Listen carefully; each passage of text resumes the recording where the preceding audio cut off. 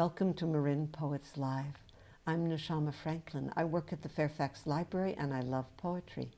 After this program airs on TV, it will appear on the Marin Free Library website as part of a digital archive which also features biographies of the poets and links to our collection. For this month's program, we feature David Bailey. And welcome, David.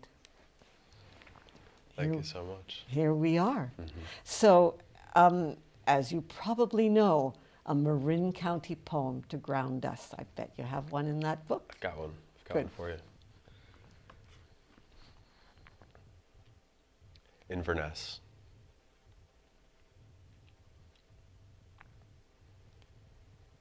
At the top of the ridge, there's a vision of orange gold light through eccentric trees for only birds to sing about. Wind shivering the huckleberry scrub,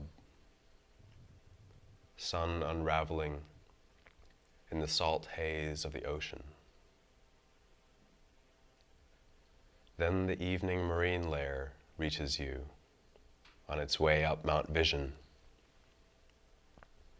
turning the branch-arced path into a caricature of a quest. And you divide yourself into a novel wanting to come true and the knowing that it has. Praise the plain, warm clothes. Continue out until dark. Boy, was I there with you.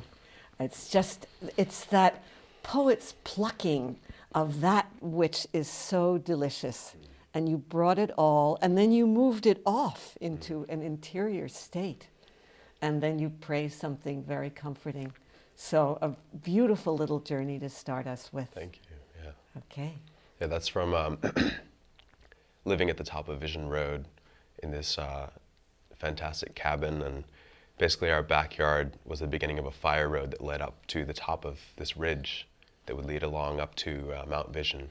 Mm. And I would, walk morning and evening, so many times, and this poem is sort of me kind of pinching myself. I couldn't even believe that I was living in this place. It was so beautiful and nourishing, and also that wild quality that Inverness has. Yeah. That feels like it hasn't been dominated, it hasn't been developed. You're kind of living at the edge there. Yeah. And something that, I think most human beings long for when they go to a place like that is sort of to remember that spirit, right. That this place is so full of. I felt the pinches of awareness. That's what the poem conveyed so beautifully. And to be on Vision Road. I mean, it's pretty novelistic, is it not? Totally. Yeah. What comes next? So this one.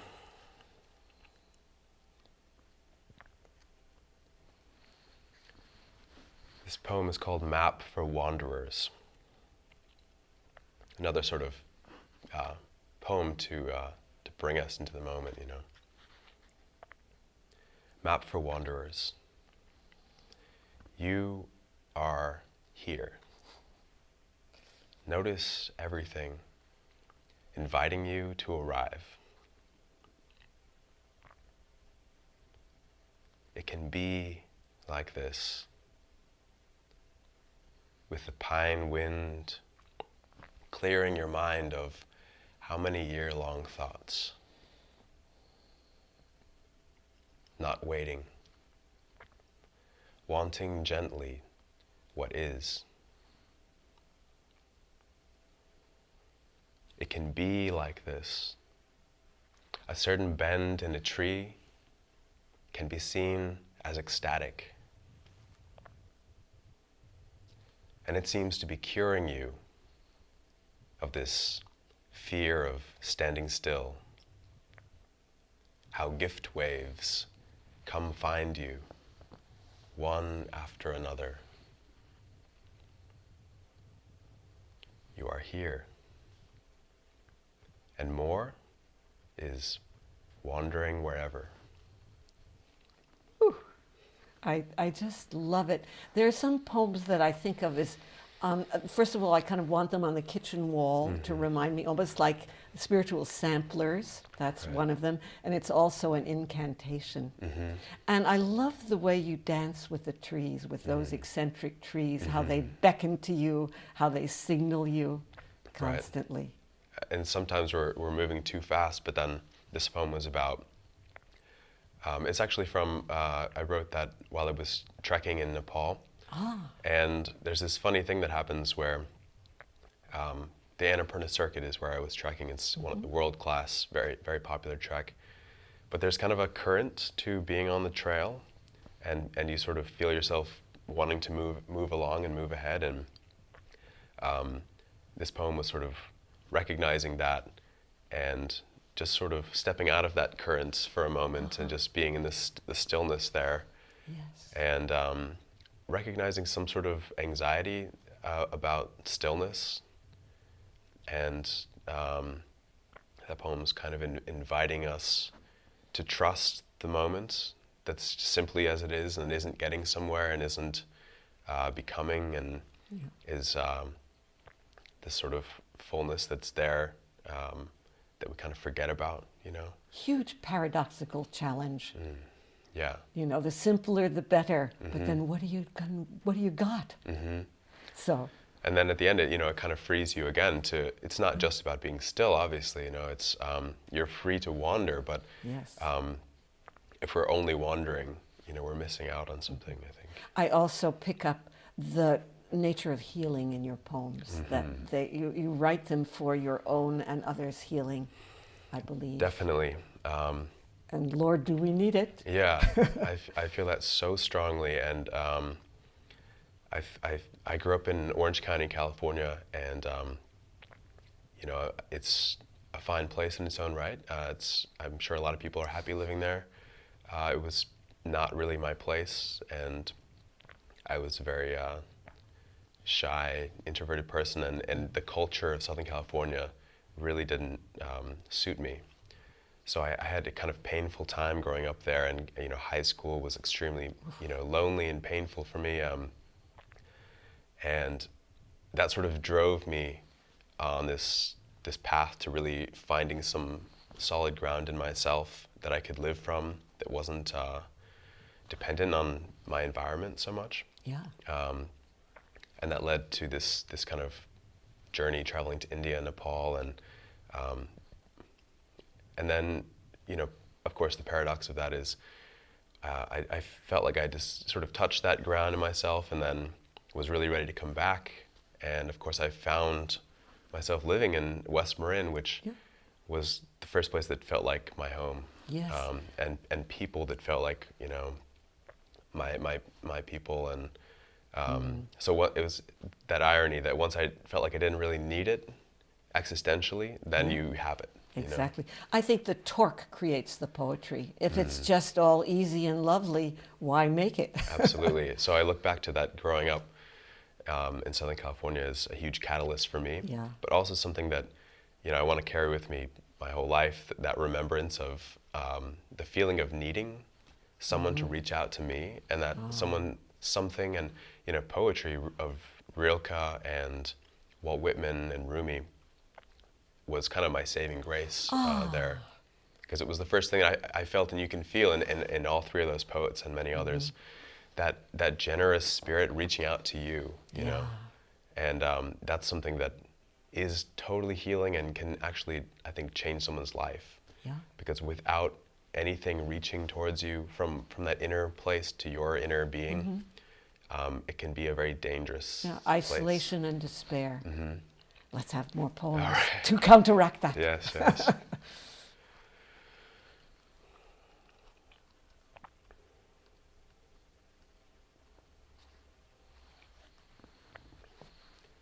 So this is another trekking in Nepal poem. There's a point of the Annapurna Circuit called the Pass, which goes up to 17,000 feet high. It's extremely high. You take several days to acclimatize. And you're sort of building up to it, day by day, and everyone's sort of anxiously awaiting the pass, and it's a pretty magnificent day. I mean, it's almost like something, you feel like you're a mountaineer almost. And I had this experience there I had such an urge to go out into this unknown landscape where nothing knew me, nothing was telling me who I was. Oh. But then I had this kind of surprising revelation there that really hit me so powerfully on this time. Maybe it was the thin air or something, but it just was such an emotional experience that day of crossing over the pass. So, surrounded by mountains, in a sky near indigo, with a path rising to where the clouds are forming. Glance down.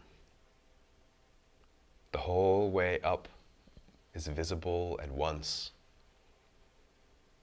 The path tracing the icy turquoise river and turning uphill, crunching through the wind-frozen sunmelt. Each step feels as grateful as difficult. The river's source is underfoot now. Soon you find yourself in the high sanctuary, with the silence, listening to itself. Horizon on both sides. And here, in these rarest and most visionary mountains, who would have known the ones you love would be the visions streaming up in you? And the gladness of returning, your favorite revelation. The business of grateful and painful. I love that juxtaposition. They go together, don't they? Sometimes, right, they really, really do. And that idea of you're watching the whole course of your life stream right. I mean, would that we had that clarity to see, where we've come from, where we're going, and then the silence that listens to itself. Ooh, just lovely.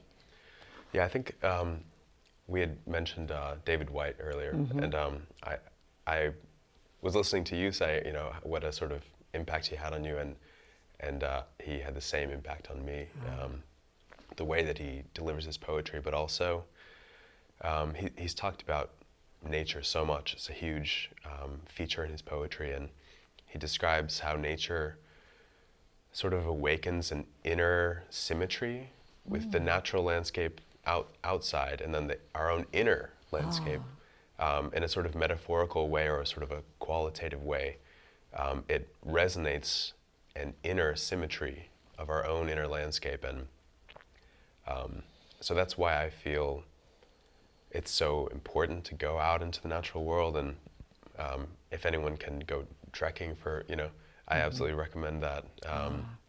But just even having regular times to just go on walks in nature, it's healing in that way, because it, even on an unconscious level, it kind of awakens that inner landscape. Yes. That we can get sort of in the dark and get sort of out of touch with, especially in the fast-paced, technology-based culture that we have, Definitely. So, more poems. Okay. Please.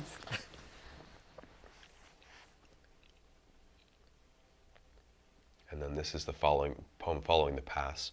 After that, I spent about 3 weeks on the Annapurna circuit. And this is called Annapurna. I've grown quiet, washed by listening weeks. One by one, I reclaim my senses, till I start feeling the personalities of trees and recognize myself in them. Mountain transmissions and the touch of the wind is friendship. I can't say where I lost my questions, or what healed the distance in my mind. The wind in the trees seems to be saying everything I've wanted to know. Listen, listen.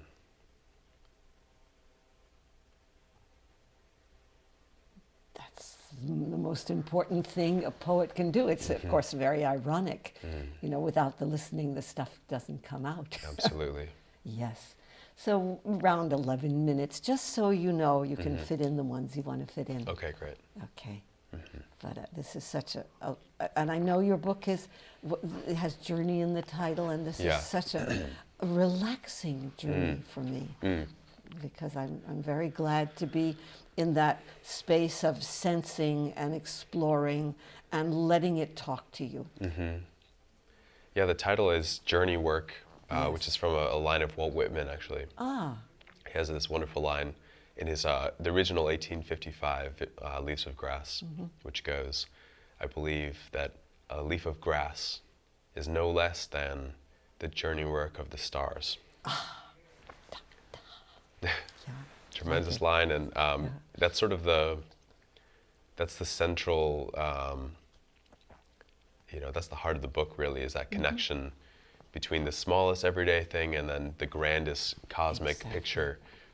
The need to both remember the cosmic picture, but then the metaphorically to connect with our own great universal transpersonal state of being. But then also to return back and realize that great, vast, wonderful context, its purpose is no less than creating this simplest moments, the simplest blade of grass, and that connectedness. Right. I just needed to haul out "We contain multitudes" because I love it so much. Absolutely, yeah. That's why I stepped on your line. So now, what do you have next? This is a poem from earlier in the book. The book is roughly chronological. It's sort of, it was written throughout the journey, so it sort of reflects the journey that it's talking about. And this poem is called Walking to Clear Evil Spirits. No one sees you down the warm beach, darkening. It doesn't matter. Whatever flowers are in this breeze, move nostalgic in your future nights. A wave goes back. The wet sands after sunset glowing. See the evening planet appearing in a sky of every color. We are also suspended in all directions. Sometimes seduced by this urgent sadness. And you're standing in the warm, dark waves, grown over by what? Saturday night on a floating world. I love the urgent sadness. Again, those are words that kind of bump up against each other, because I think of sadness as permeating, but it can wash over you. And I also love that sense of suspension, which comes when the light is, the daylight is fading, and you don't even know necessarily what's under your feet. Exactly. But you did a very good job of escaping those evil spirits out there. Sometimes that sadness needs to become urgent to really get to that edge point where you don't know what to do, and then there has to be a shift, Yes. If you're lucky, there's a shift. And right. And the fact that you can specify, I don't know what to do, is the springboard for possibility. Absolutely. Yeah. And then there's that sort of the catch of realizing that everything in this, this wild existence is suspended like on a speck of dust floating in this, and we forget that perspective so easily, especially when we're trapped in our own sense of need. But exactly.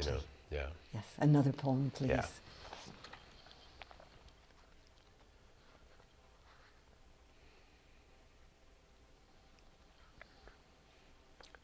So this poem is from Origins. There's a part of us already home from the journey, resting by the eternal fireside, and with us now, through dark age and renaissance, through every resurrection and the great breaking opens that feel like endings.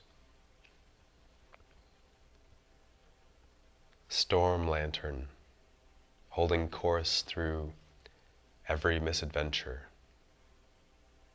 evergreen growing through all seasons. It shines a halo of warmth around even our most irredeemable trials. Feel from that place now. Feel the strange intuitions that guide your windings, like a letter sent back from the end of your life. How it was good, even at its worst. And even the lost years shook the soul awake. How we carry our gifts inverted as demon, wound, darkest shadow. How they wait for us to accept what's been given. A perfectly folded path in a closed fist. How the demon turned to becomes the door, and through its eyes, the other side. How the wound felt into becomes a well of what was lost, and the shadow returned for takes a breath of light, breathes itself out in rainbows.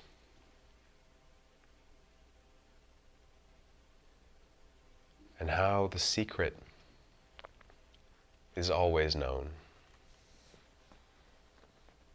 that to give what was always wanted is what was always wanted,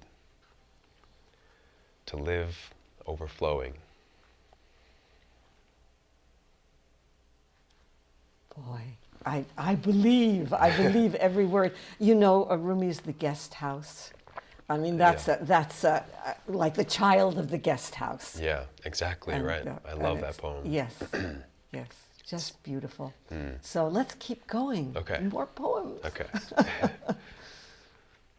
About 3 minutes, so.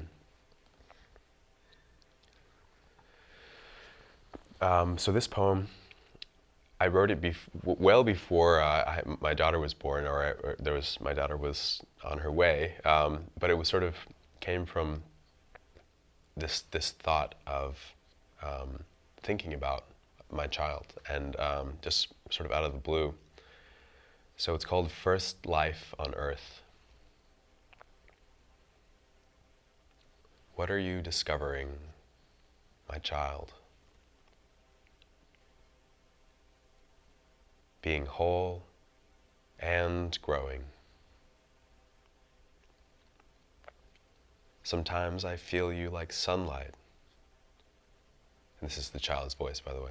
Sometimes I feel you like sunlight, growing me into a world where people awaken like ripening fruit.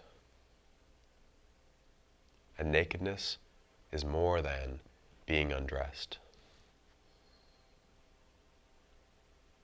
And what do you find strange? How now is spinning around a star, how we see through black circles, how the skies a living blue in daylight and open dark at night.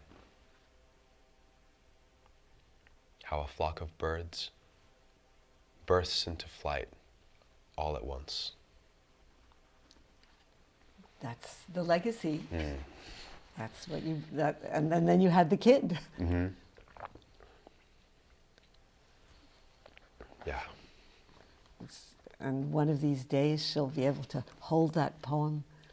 She will. She's already heard it. I bet. She's been to a couple of readings. She's great at readings. Yeah. Okay, one more and that's it. Okay.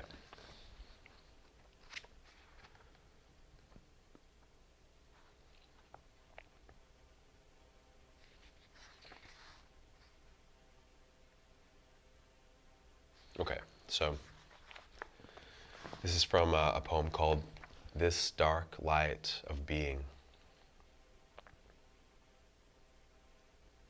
How do we find what can't be lost?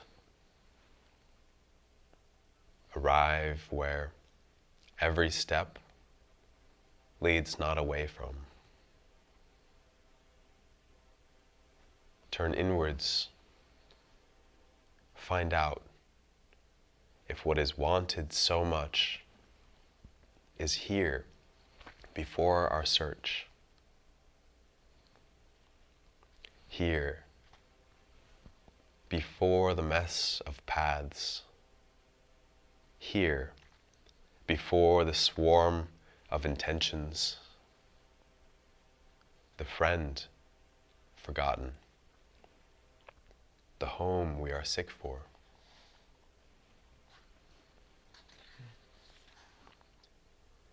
And this forgetting is our unguessable heartache. And this homesickness, our constant invitation. So steady it's forgotten. So familiar it's invisible. Feel of the earth rotating. Taste of your own mouth. Softness of clothes on your body.